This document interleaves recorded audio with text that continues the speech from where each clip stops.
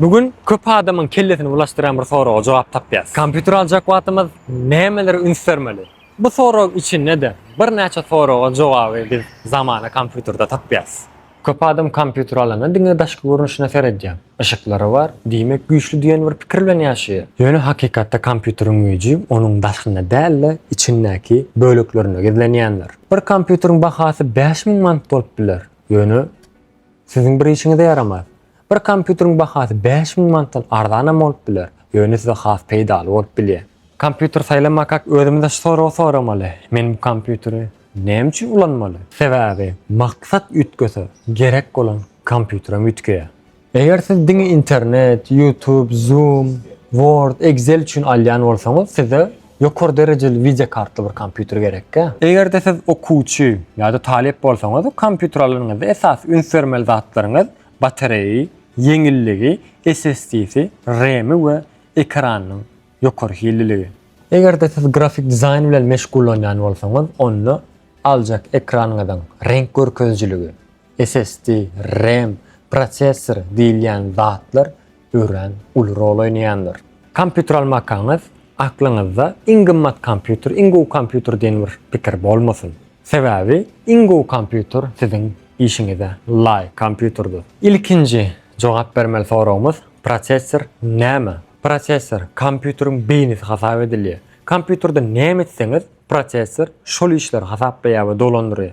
Programma açmak, fail göçürmek, internetde sahypa açmak, video eksport etmek, oýunlarda fizik hasaplamalary bolaryň köpüsini prosesor işleýär. Prosesor saýlanmazda munyň üstündäki i5, i7, Ryzen 5, Ryzen 7 diýen sanyny seretmeliler. Sebäbi köne i7-den täze i5 pes bolup bilýär. Şonuň üçin prosesor saýlanmazda diňe öňündäki i9, i7, Ryzen 5, Ryzen 7 diýen ýazgylary seretmeliler.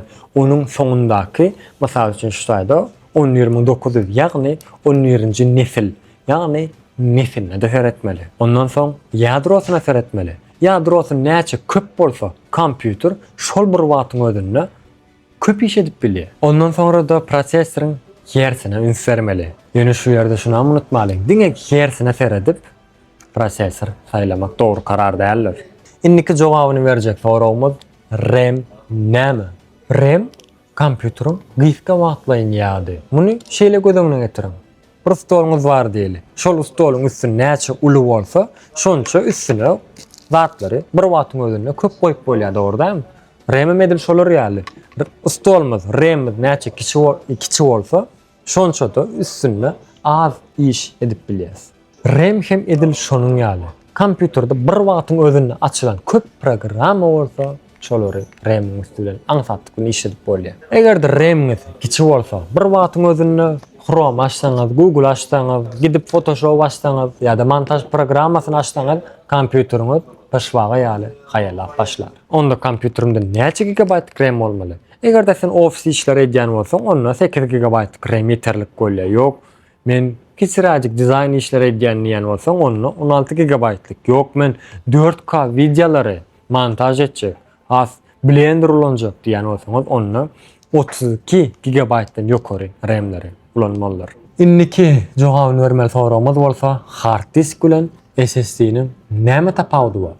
Bu elimdäki zatlar kompüteriň tezligini gatyga ütgetýär. Gesa çaýdanmazda hard disk, köne görnüşli disk, bahasy amatly, köp gigabaytly, ýöne haýal işleýär.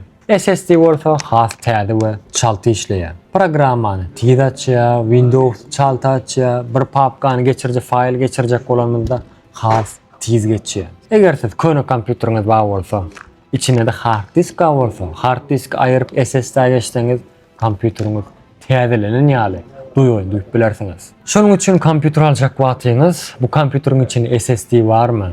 SSD'nin gowrumy näçe? İçindäki SSD M2 mi ýa-da SATA SSD mi? Bu zatlar soran. Indiki jogabyny bermeli soragymyz bolsa, video karta, ýagny ekran kart näme işine de ýaraýar? Eger-de siz kompüteriňizde diňe Word, Excel ýaly pes işler etjek bolsaňyz, onda ýokary derejeli video karta gerek däl. Eger-de siz oýun oýnajak bolsaňyz, Blender, Premiere Pro, DaVinci Resolve ýaly programmalary işletjek bolsaňyz, onu ýokary derejeli video kartalar kompüteriňizde hökma suratda bolmaly. Eger de siz kompüter saýylajak wagtyňyz, kompüter düzjek wagtyňyz bu zatlaryň näme işe ýaraýanlygyny bilmeýän bolsaňyz, onda Mar şäherindäki zamana kompüter siziň ýanyňyzda. Kompüter aljak wagtymyz iň köp göýberen ýalňyşlarymyz şolardyr. Diňe bahasyna seretmek. Arzan kompüter hemişe peýdaly däl. Gat azyjyk goşup, has gowzat almak, has dogry karar mıka diýen. Diňe i7, Ryzen 7 diýen ýaly atlaryny aldanmagam dogry däl. Onuň nesline, hersine ünsvermemiz gerek. SSD'si yok kompüter almak dogry bir karar däl. Kompüter alanyňyzda içinde hökmany suratda SSD bolsun. RAM'i ýütküdip bolýarmy? Mysal üçin notebook kompüter alnanda käbir notebooklarda RAM'i öz içinde gelýär. Şonu ýütküdip bolýarmy, bolanokmy? Şo soragy soramagyňyz gerek. Video karta saýlanmyzda bolsa, onuň diňe gigabaytyna däl, nesline, hersine we onuň markasyna has köp ünsvermemiz gerek.